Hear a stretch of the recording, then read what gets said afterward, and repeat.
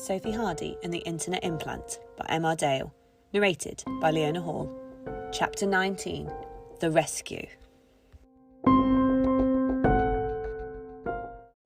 Sophie and Yasmin had never known an afternoon like it. It dragged in a way like no other lesson the pair had ever been in. They wanted so desperately to get out and go to Clara, but they just couldn't. Miss Sissons had given them the opportunity to go home sick. The problem with that was, first of all, Mr. Houghton would have to okay it, which wasn't going to happen. And, even if he did okay it, their parents would have to come and fetch them from school, so how would they ever get to Clara's? No, they decided, as painful as it was, they were better off at school studying Genghis Khan and his travels from one country to another, trying to impose his ideology onto everyone he found or execute them if they didn't follow him. The afternoon continued to creep by at a snail's pace. Miss Sissons could see that the pair of them were getting more frustrated. She wandered over to them and whispered that King had somehow got a message to Clara and that she knew that they were coming. However, the girls already knew this, as King had also sent them a message telling them the same thing. They had both snuck off to the toilet partway through the afternoon so that they could check their messages without the rest of the class seeing what they were doing. Fact after fact after fact about the Mongol leader who travelled through country after country. Normally Sophie would have been interested, but not today. After a while, Sophie had completely switched off from the world around her. Miss Sissons could see the stress she was under and so decided not to tell her off. In her imagination, Sophie was planning what she would do when she eventually got to Clara. Hug her? Tell her off for leading this secret life and not telling her trio of friends about it? Sophie had no clue what she was going to do. 5 minutes before home time, Miss Sissons sent the children out. The parents, who were used to Miss Sissons sending them out late but never on time, let alone early, were staggered and rushed off the playground with their little darlings before Miss Sissons could change her mind and summon them back. The only ones that hung around the classroom afterwards were Sophie, Yasmin and Katie. "Walk home with you?" Katie asked. We want to ask Miss Sissons something. Then I don't think we're going straight home." Yasmin was again bending the truth. "You don't want me around, do you?" Katie was getting upset. "My dad didn't want me, and now not even my two best friends want me. I'll show you." Katie stormed out of the classroom and up the corridor before anyone could get a word in. Secretly, Yasmin and Sophie were glad she'd gone, so they didn't have to make the conversation any more awkward or lie to Katie any more than they already had. They were planning on telling her everything, but they wanted Clara back first. Right now, Katie would get in the way and just ask too many questions. After a brief chat with Miss Sissons about the agreed-upon plan, Sophie and Yasmin would go and get Clara first, then Miss Sissons would use her face-changing tech to go around again later to sort her dads out. Yasmin and Sophie headed for Clara's house. It wasn't too far from Sophie's, and between the two houses was the park that the four girls would often go and play on. On the way there was an odd snap of a camera that belonged to a younger child. Taking a picture of Sophie, the adults that wanted to take a photo merely had to use their built-in implant camera, so that was less of a distraction for Sophie. Upon arriving at the house, everything seemed normal. The garden was neatly kept and the house appeared to be deserted. Sophie walked straight up to the living room window of the house and peered in. There was nothing inside. It had been cleared out completely, almost like it was ready to be sold. Racing round the back, Sophie peered in another window, but it was the same in the kitchen as it had been in the living room at the front. Sophie and Yasmin both charged back around to the front of the house to see if there was anything they'd missed.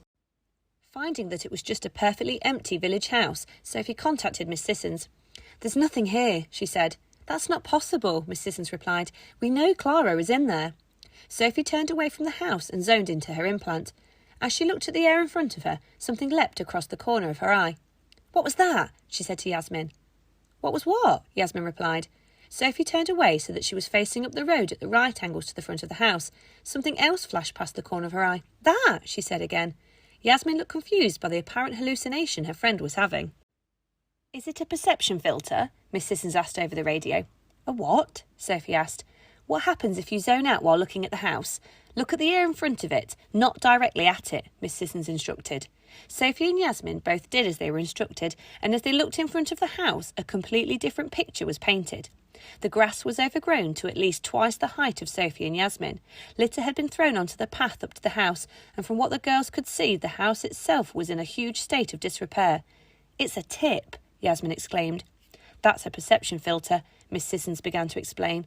"Mr. Houghton has put one over the house so that anyone that walks past it will see an empty house, when in actual fact things have got out of control because there are 3 time dilators in the house, one working in the opposite direction to the other 2, and that has messed with it in all sorts of ways.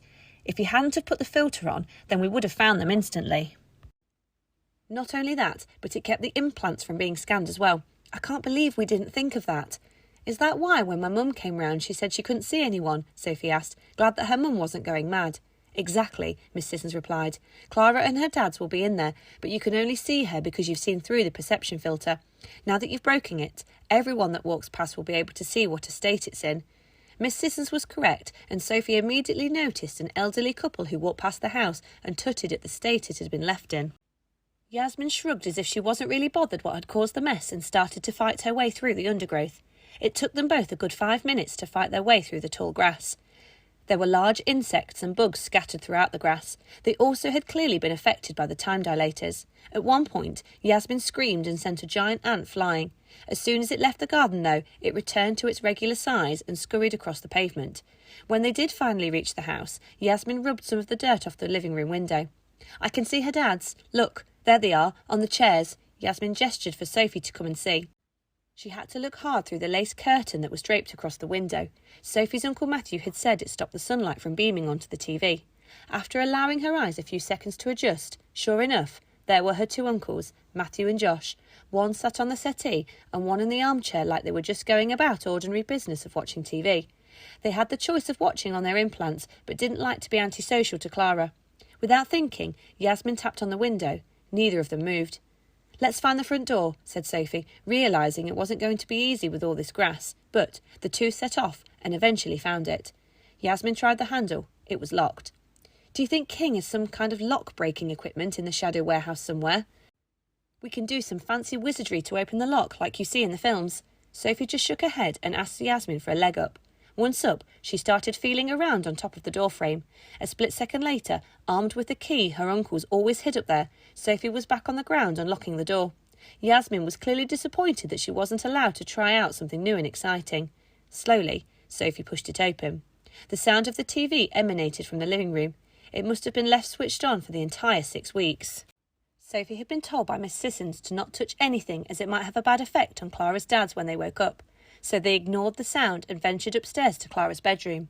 The door was open, so Sophie looked in, and there she was, lying sideways on her bed with her hands under her head, looking like she'd just fallen asleep in her school uniform. As Yasmin and Sophie got closer, though, they could see that Clara wasn't right. Her face was pale, and she had one of the time dilators attached to the side of her head. She'd got marks where tears had rolled down her cheeks, over her nose and onto the bed. Sophie was shocked at what her cousin looked like. She'd clearly been lying there since the last day of school last year, which was when anyone that knew her had last seen her. Remembering what Miss Sissons had told her, Sophie bent down so that her face was level with Clara's. She pushed the jet-black hair out of Clara's eyes and gently followed Miss Sissons' instructions about how best to peel off the time dilator. Sophie could feel the emotions building up inside of her. She had missed her cousin so much, and now she knew what she'd been going through. A huge rush of guilt flowed through her body. She wanted to be sick, but couldn't. She wanted to cry, but couldn't.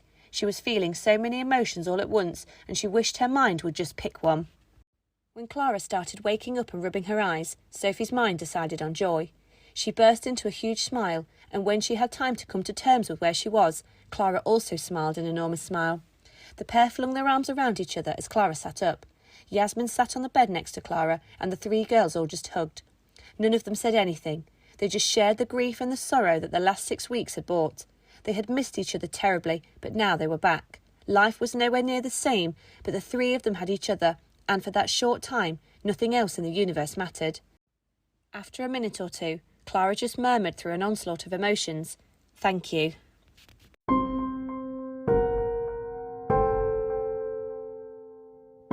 The Sophie Hardy saga was written and produced by Emma Dale and narrated and produced by Leona Hall. If you enjoyed it and would like to continue to follow the adventures of Sophie and her friends in coming episodes, then please subscribe through one of the many podcast providers out there. The links for each of these can be found on our website. If you require more information, visit our many social media channels, or if you would like to purchase a hard copy of the book, then be sure to check out www.sophiehardysaga.com. Thank you for listening, and we hope you enjoy.